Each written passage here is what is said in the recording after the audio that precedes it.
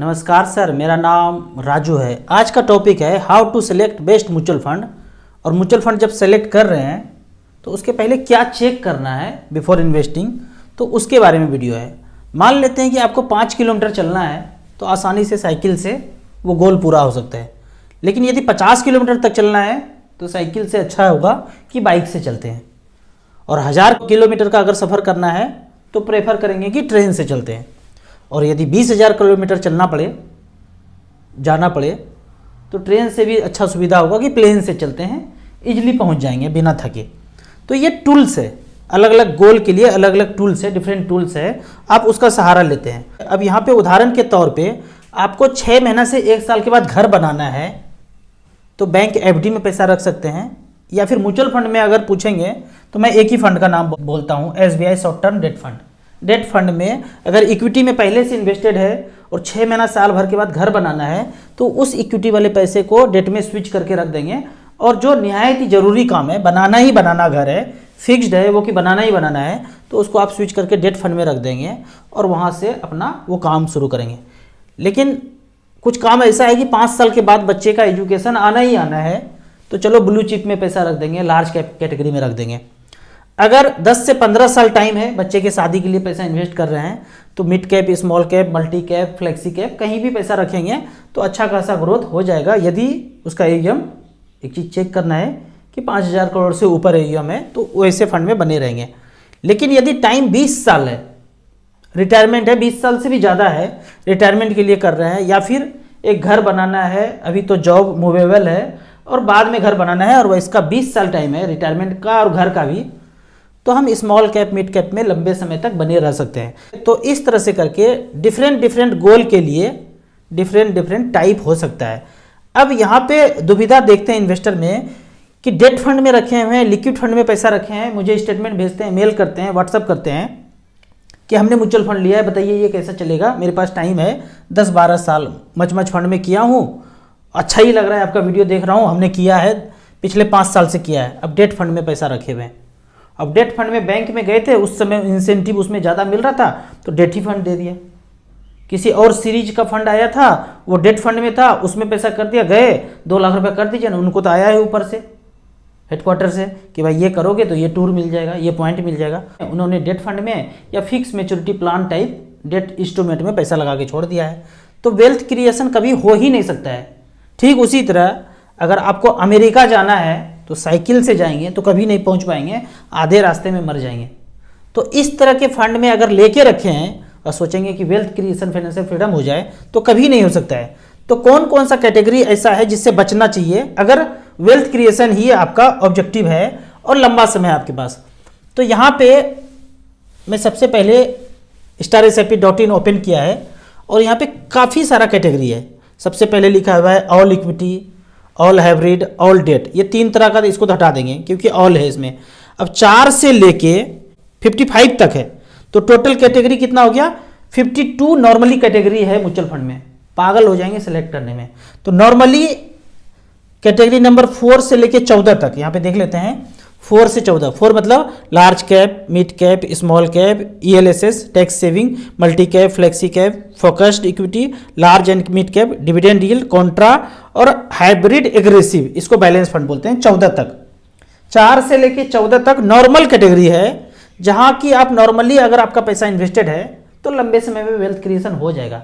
आपको ज़्यादा नॉलेज है और कोई कैटेगरी का फंड चाहिए, ज़्यादा पैसा है, ज़्यादा नॉलेज है, तो और कुछ सर्च कीजिए। इसमें थीमेटिक भी ले सकते हैं, फंड ऑफ फंड भी ले सकते हैं, वैल्यू फंड ले सकते हैं, टेक्नोलॉजी फंड ले सकते हैं, फार्मा एंड हेल्थ केयर ले सकते हैं। ये ज़्यादा अध्ययन करके अंदर घुसने का बात है, लेकिन पहला 10-20 हज़ार रुपया करना है तो इसी कैटेगरी में करना है, पहले 4 से 14 में। फिर ज़्यादा पैसा आ रहा है तो 1 लाख यहाँ भी लगा दिए, 1 लाख वहाँ भी लगा दिए, अध्ययन करते रहिए, देखते रहिए। तो इस तरह से नॉर्मली कैटेगरी में आपको, ये 4 से 14 तक का कैटेगरी है, नॉर्मल कैटेगरी में आपको पैसा रखना है।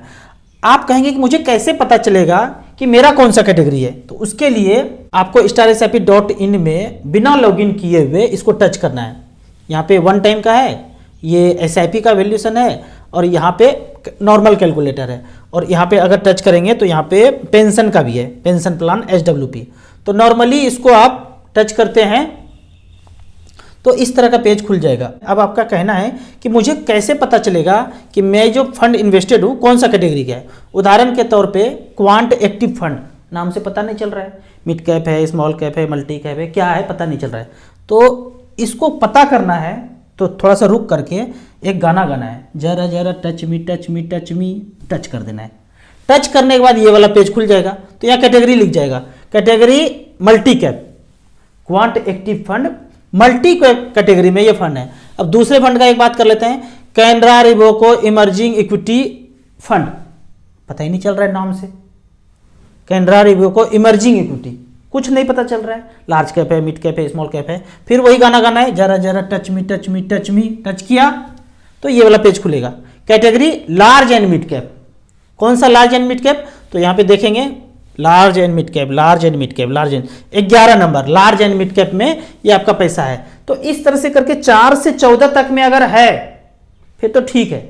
पता चला आप टच किए, जरा जरा टच मी किए, ये वाला आ गया आ गया आ गया आ गया आ गया, यहाँ पे ये आ गया debt medium duration, debt low duration, debt gilt fund, debt floater fund, debt dynamic, debt debt debt में करते करते डेट हो गया, डेड ही हो जाएंगे। अगर वहाँ पे बने रहेंगे तो डेड ही होना है, पैसा वेल्थ क्रिएशन होना नहीं है। वो किसी और का मलाई खा रहा है, वो पैसा तो है डेट फंड में लगा, उसने इक्विटी में लगाया, जो भी किया होगा, आपका पैसा कहीं तो गया होगा मार्केट में, आपको 6-7% फिक्स इनकम के रूप में मिल रहा है, पर उसने जहां लगाया वो तो कंपनी में लगा ही होगा पैसा, कंपनी तो मलाई खा रहा है, कंपनी कर्ज लिया डेट के रूप में आपको 6-7% रिटर्न दिया, लेकिन कंपनी तो अपना ग्रोथ कर रहा है ना, 15-20% के रेट से अगर ग्रो कर रहा है।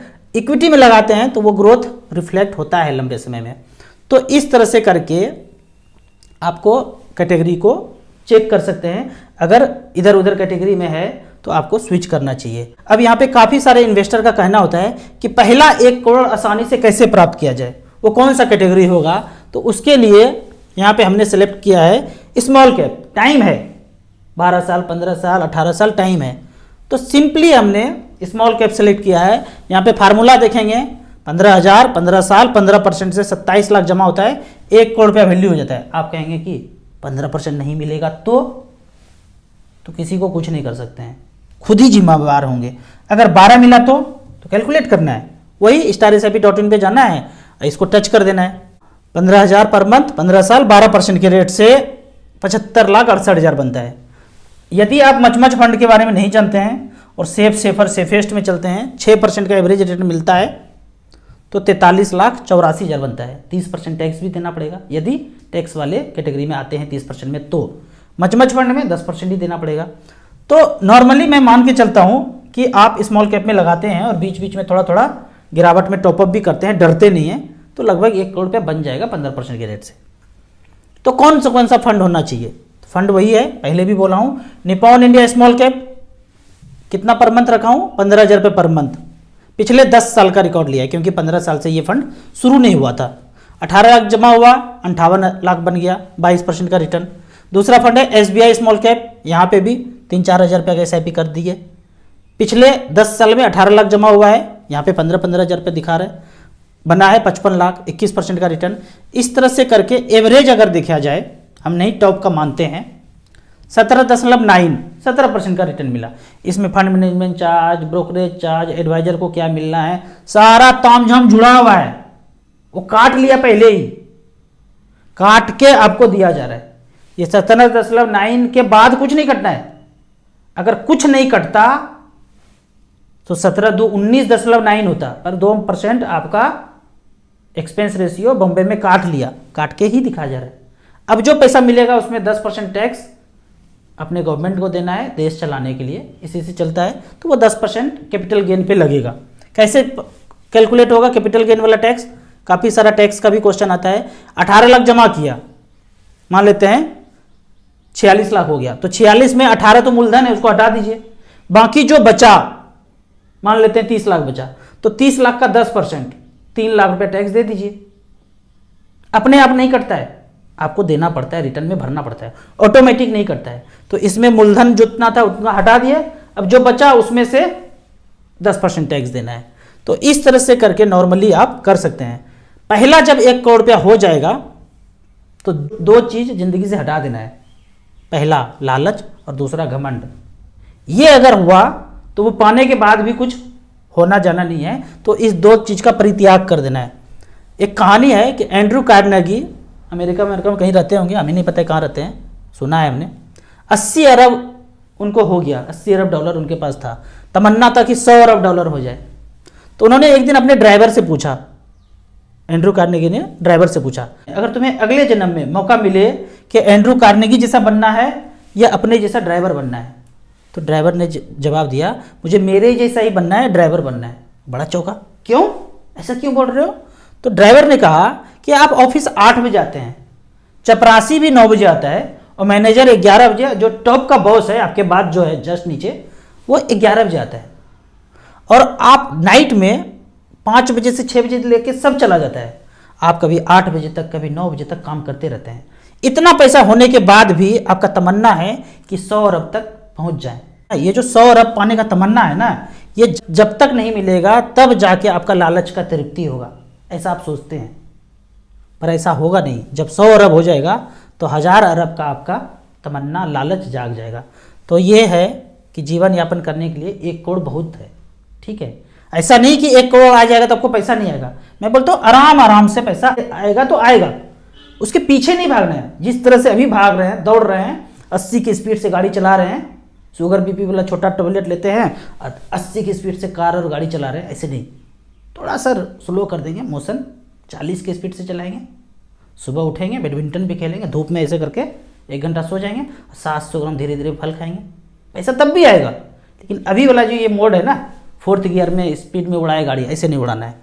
तो मेरा ये कहना है कि 10 साल आप अपने पैसे को झोंक देंगे ना म्यूचुअल फंड SIP में, जो टॉप का म्यूचुअल फंड चल रहा है, टॉप मतलब जिसका AUM ज़्यादा है, 5000 करोड़ से ऊपर है, उसमें अपने पैसे को झोंकते जाइए। खरीद लिए घर, खरीद लिए प्लॉट, सोना चांदी सब कुछ हो गया, FD UFD भी करके रखें। अब ज्ञान की प्राप्ति हुई है, खोपड़ी का ब्लूटूथ ऑन हुआ है, सब बंद कर दीजिए, 10 साल झोंक दीजिए म्यूचुअल फंड में पैसा, फिर देखिए क्या होता है। वो होगा 80 से स्पीड कम होकर 40 पे आएगा। मेरा स्पीड बहुत कम हो गया है, पैदल ही चलता हूँ सब जगह, गाड़ी है, साइकिल लिया हूँ, साइकिल से घूम रहा हूँ। स्पीड कम कर देना है, फिर ज़िंदगी का मज़ा देखिए, धूप भी देखिए, आसमान भी देखिए, तारा भी देखिए, सब देखना है। इस भाग दौड़ में कुछ दिख ही नहीं रहा है प्रकृति। आपको इसी तरह या उसी तरह म्यूचुअल फंड के बारे में और कुछ जानना है, इन्वेस्टमेंट के बारे में जानना है, तो इस नंबर पे मुझे व्हाट्सअप कर सकते हैं।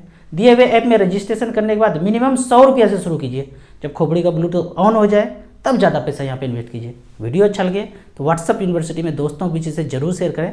यूट्यूब पे देख रहे हैं तो लाइक एंड शेयर जरूर करें। Thank you so much.